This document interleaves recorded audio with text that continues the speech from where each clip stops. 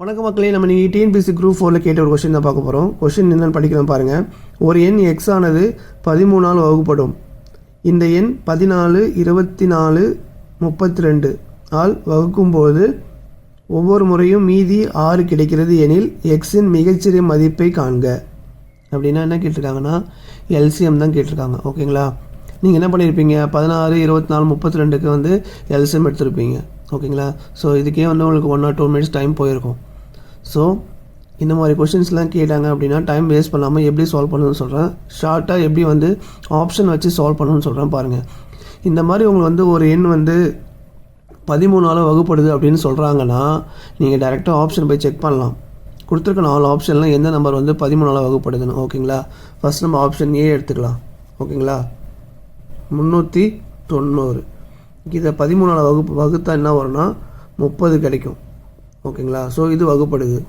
So option B next வாங்க. Option B என்னது, 391. இது வகுப்படாது. 392 இதுவும் வகுப்படாது. 389 இதுவும் வகுப்படாது. ஏன்னா இதெல்லாம் இதோட பக்கத்தில் இருக்கிற நம்பர். ஓகேங்களா, ஸோ இதுதான் வகுப்படுது. ஸோ அப்போது 390 தான் கரெக்டான ஆன்சர். இது ஆப்ஷனை நீங்கள் கிளிக் பண்ணிட்டு வந்து அடுத்த நெக்ஸ்ட் கொஸ்டின் போயிருக்கலாம். ஓகேங்களா, ஸோ இது வந்து ஒரு ஆப்ஷன்.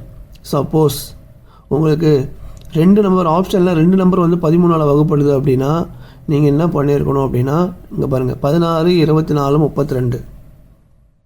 16, 24, 32 இதுக்கு எல்சிஎம் எடுத்திங்கன்னா உங்களுக்கு 384 கிடைக்கும்.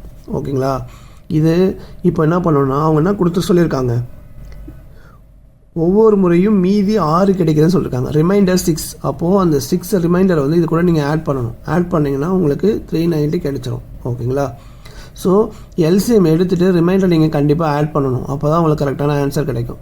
ஓகேங்களா, ஸோ இது வந்து நார்மல் மெத்தட், இது வந்து ஷார்ட்கட்.